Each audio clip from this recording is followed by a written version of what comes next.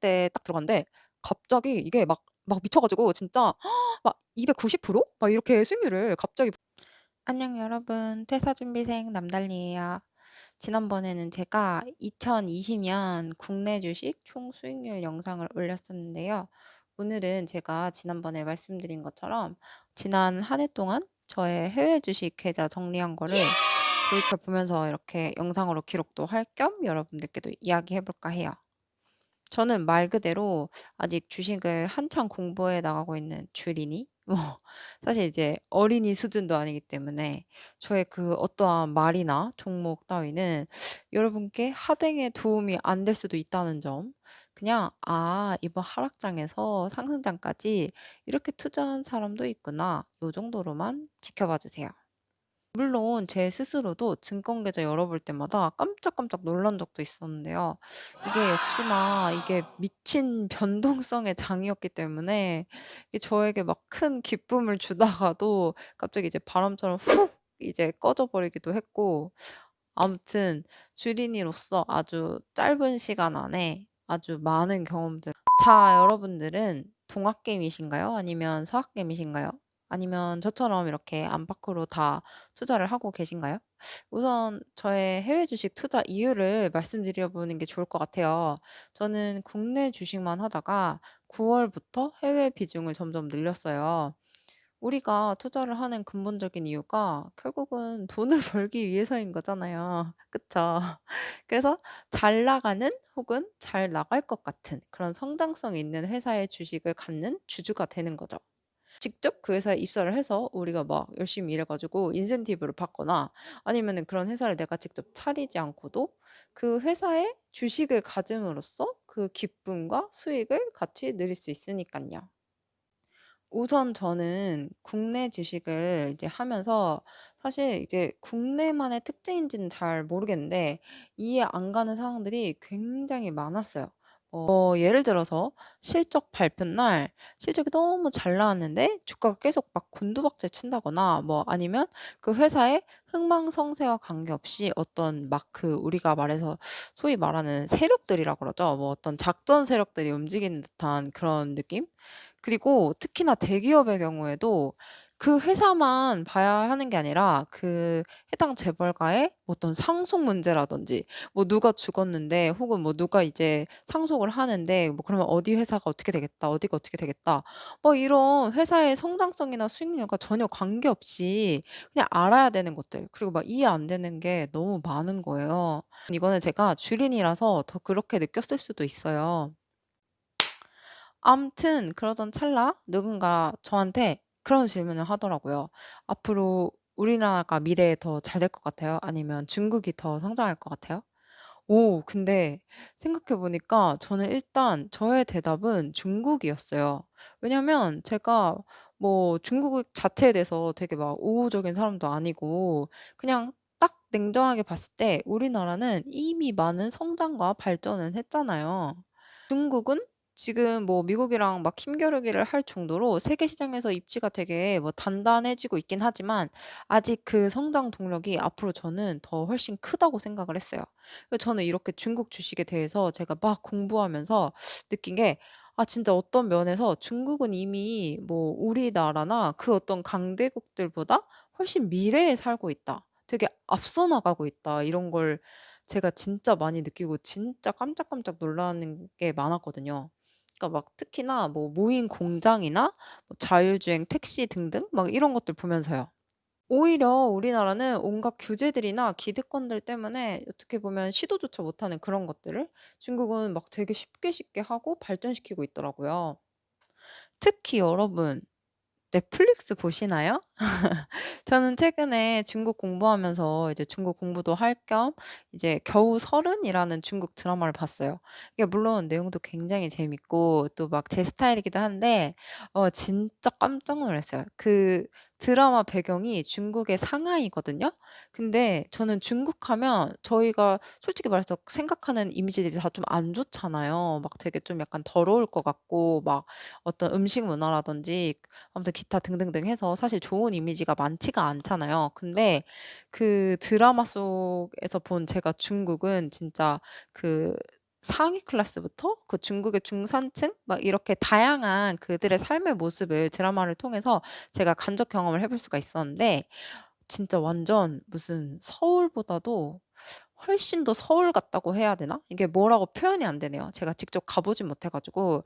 근데 진짜 막 그 상해 보면은 무슨 약간 청담동보다도 막 더 고급스럽기도 하고 제가 진짜 심지어 태어나서 처음으로 '중국에 한번 가 보고 싶다.' 막 이런 생각마저 들더라고요. 저 사실 중국 여행은 전혀 가 보고 싶은 생각이 그동안 단 1도 없었는데 말이에요. 그래서 일단 저는 "중국 주식 할래? 미국 주식 할래?" 했을 때 제 대답은 "중국 할래." 이거였어요. 저는 사실 뭔가 막 이렇게 계획적이었다기보다는 그냥 자연스럽게 중국 주식 위주로 포트폴리오를 짜게 됐고요. 뭐 그때가 작년이었죠. 이제 2020년 9월 15 일이었어요. 이때 제가 처음으로 막 또 약간 주식 처음 할 때 그 느낌으로 약간 떨리는 마음으로 해외 주식을 처음으로 이제 딱 사게 됐어요. 뭐 사실 그때그때 마음에 들어오는 회사들이 보이거나 상장하거나 아니면 뭐 누가 추천을 해 주거나 하면은 알아보고 막 이렇게 해 가지고 그중에서도 괜찮다 싶은 회사들에 저는 투자를 했어요. 일단 저의 포트폴리오 종목들을 공개해 드릴게요. 저의 투자 종목들이 뭐 여러분들에게 도움이 될 거라거나 뭐 추천 이런 의미로 공개하는 거 절대, 절대 아니고 그냥 저의 보유 종목들을 기록도 할 겸 남겨 보려고 해요. 그리고 이게 참고로 2020년 12월 31일 기준이라는 점도 꼭 참고해 주세요. 바로 말씀드릴게요. 두구두구두구두구.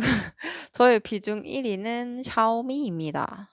네. 제가 사실은 25 살에 저의 첫 직장이 샤오미 온라인 총판하는 곳 중에 하나였어요. 그러니까 한마디로 저의 회사에서 이제 샤오미 보조 배터리를 팔았었는데 사실 그때도 막 "대륙의 실수." 막 이러면서 막 "미쳤다. 막 너무 좋다." 이러면서 이제 샤오미가 우리나라에서 막 이제 가성비로 핫해질 때였거든요, 보조 배터리로. 근데 사실 저는 그때 샤오미 관련된 구매 이벤트 막 이런 것들을 디자인했던 것 같아요. 그리고 6년 뒤에서야 샤오미의 주주가 됩니다. 빠밤. 사실 워낙 가성비 전자제품 하면은 샤오미가 독보적이기도 하고 제품군도 아시다시피 굉장히 다양하죠.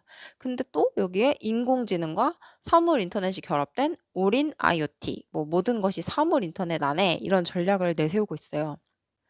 사실 그리고 기본적으로 싸고 예쁜데 샤오미를 사랑하지 않을 이유가 없죠. 그리고 향후 5 년간 5 주를 또 투입을 한다고 해요.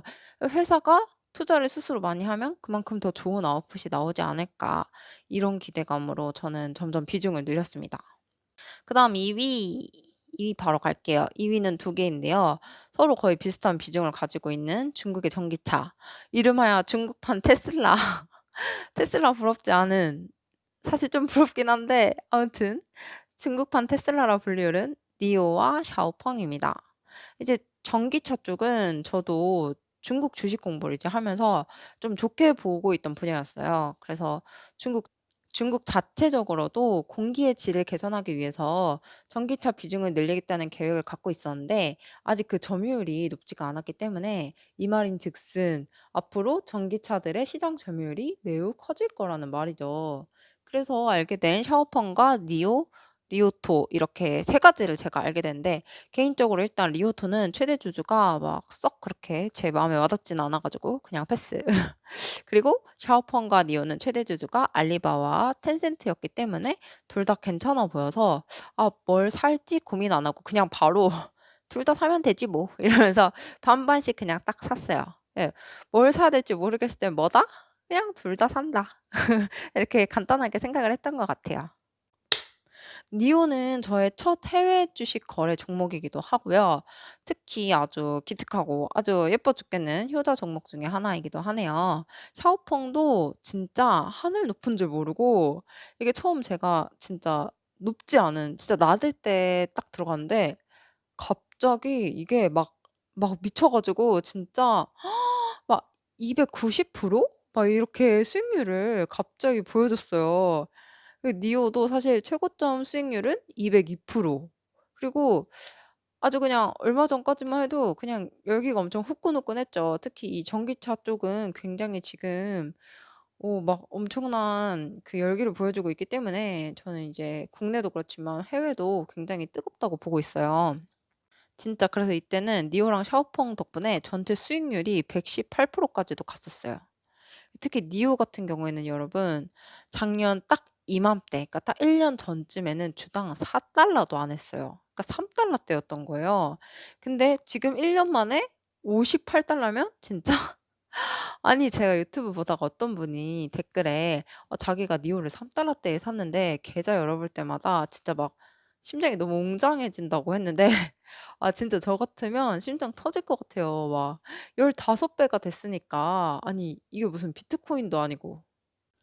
그런데 급등이 있으면 뭐가 있다? 급락도 오더라고요. 그래서 물론 종목이나 상황마다 다 다르겠지만 어떤 단박에 이렇게 숨도 안 쉬고 갑자기 팍 올랐으면은 또다시 이제 바로 훅 떨어지기도 하더라고요. 그래서 그냥 뭐 잠깐이나마 기분이 좋았다. 특히 작년에 이어서 올해까지도 약간 국내외 둘 다 안팎으로 전기차 회사들이 저한테 아주 훈훈한 연말을 그래도 좀 선물을 해 줬어요. 특히 막 수익률 떡상할 때 그 쇼미에 나왔던 "오빠 차 뽑았다." 이 노래 들으면 기분이 매우 째졌습니다. 지금은 양도소득세 문제로 한 240만 원 정도까지 제가 차익 실현을 했어요. 그리고 이제 다시 니오랑 샤오펑을 매수를 해서 수익률은 좀 많이 낮아진 상태예요.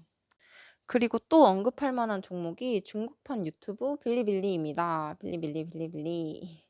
중국의 스트리밍, 영상, e스포츠 쪽도 저는 되게 사실 좋게 봤는데 이게 중국은 막 유튜브나 구글 이런 거 막 다 막혀 있고 접속 안 된다고 그러더라고요. 그래서 이제 중국판 유튜브라 불리는 빌리빌리의 성장률과 가입자 수가 계속 증가를 하고 있어요. 그리고 최근에는 결제 산업에도 빌리빌리가 진출을 한다고 해서 이게 저는 개인적으로 훨씬 더 아직 성장 가능성이 열려 있다 이렇게 보고 있습니다. 그리고 사실 수익률은 좋은데 이것도 투입량이 너무 적었어 가지고 약간 국내로 치면 저에게는 삼성전자 우처럼 수익률은 막 너무 기특하고 예쁜데 비중이 너무 적어서 아쉬워요. 앞서 말씀드린 이 종목들 외에도 다른 종목들도 많은데 이게 사실 작년 말 기준이라 지금은 수익권으로 올라온 것도 있고 비중을 좀 바꾸기도 해서 올 상반기 끝날 때쯤 이제 다시 한번 중간 정상 겸 해서 기록도 가지고 올게요. 드디어 공개합니다. 저의 해외 주식 수익률. 그래서 과연 얼마를 벌었느냐. 사실 중국 주식에 큰 관심이 없으신 분들은 '아니 지금까지 도대체 뭔 소리를 하는 거야. 그래서 얼마를 벌었다는 거야?' 이렇게 하실 수도 있겠네요. 저의 해외 주식 수익률은 두구두구두구두구 29.5% 입니다. 역시 작년 말 기준이고 이게 일부는 양도소득세 때문에 차익 실현을 해서 수익률이 확 낮아진 것 같아요. 참고로 저의 차익 실현한 거는 수익률이 64.18% 입니다. 여기서 잠깐 양도소득세 꿀팁 한번 전해 드릴게요. 일단 세금은 1 년에 250만 원 수익까지는 안 내도 되잖아요. 근데 사실 내 수익금이 뭐 250만 원 이하다 이러면은 뭐 세금에 대해서 크게 신경 안 써도 되는데 이제 그 이후에 250만 원 오버되는 수익금에 대해서는 22%의 세금을 내기 때문에 일단은 해 바뀌기 전에 그 250만 원에 맞춰 가지고 차익 실현을 하는 게 좋다고 하더라고요. 저는 포트 정리도 할 겸 일단 베이진이랑 네디즈라는 종목을 매도를 했고요. 그리고 니오랑 샤오펑의 일부를 팔았어요. 그러고 나서 이제 니오랑 샤오펑은 '앞으로도 더 계속할 거다.'라고 더 좋게 봤기 때문에 바로 다시 그대로 담았어요. 그리고 여러분 잊지 마셔야 해요. 그 환율 때문에도 통장이 녹더라고요. 진짜 저는 그 중국의 텐센트를 매매하면서 한 6만 원 정도 수익을 보고 그냥 거의 제 가격에 팔았다고 생각을 했거든요. 근데 이게 이제 제가 샀을 때의 환율 그리고 팔았을 때의 환율 차이 그리고 이제 또 그게 양도소득세는 이제 환전 우대나 뭐 이런 개념이 아니라 그런 기준금리 개념이기 때문에 기준금리가 적용이 돼서 이제 뭐 이런 문제들로 제가 돈을 플러스인데도 불구하고 마이너스 16만 원이 찍히더라고요. 진짜 어이가 덜 그래서 이제 벌어도 잃을 수 있다는 거를 제가 환율이 이렇게 무섭다는 걸 알았습니다, 여러분. 아무튼 세금과 환율은 이제 해외 주식을 하면서 항상 조금 인지하고 있어야 되는 부분인 것 같아요. 자, 그러면 이제 작년 말 기준 저의 투입금은 일단 2,560만 원이고, 와, 근데 진짜 많이 넣었네. 세상에, 저는 제가 이렇게 진짜 큰 돈으로 주식할 생각은 전혀 없었어요. 나 굉장히 배포가 큰 여자였네. 그래서 아무튼 작년 말 12월 31일 기준으로 그때 당시에 손익은 583만 원. 실제로 제가 이제 차익 실현한, 그러니까 제가 손에 쥐게 된 돈, 진짜 제 돈은 243만 원이고요. 여기까지 다 합치면은 이제 826만 원이 저의 그때 당시 작년 말 기준 저의 수익금입니다. 근데 이게 2021년 1월 9일 오늘자 손익 기준으로는 작년에 차익 실현한 243만 원까지 다 더하면 해외 주식으로 지금까지 번 수익이 한 1,000만 원 정도 되는 것 같아요. 물론 제가 그 총알도 다 투입을 해서 이제 투자 금액이 늘어나다 보니까 손익금도 늘어난 거긴 하지만요. 아직 빼기 전까지는 이게 제 돈이 아닙니다. 그냥 오르면 기분 좋아, 기분 좋다. 많이 올랐네. 그러니까 약간 이런 사이버 머니 느낌?